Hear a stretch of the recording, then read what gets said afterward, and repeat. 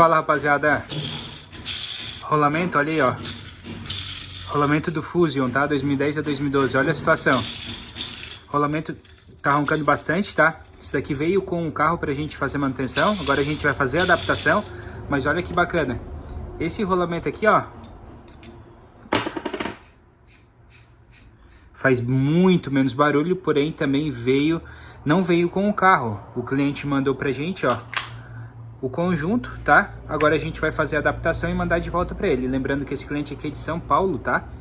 E a gente vai fazer o conserto pra tá enviando. Lembrando que a gente atende todo o Brasil. Fica um espetáculo o serviço, tá? É feita a adaptação. E o ronco some, só colocar no carro. E se você nunca instalou, colocou as esferas aqui, eu ainda auxilio você a como fazer a instalação correta, tá bom? Envia pra gente que a gente deixa novo de novo.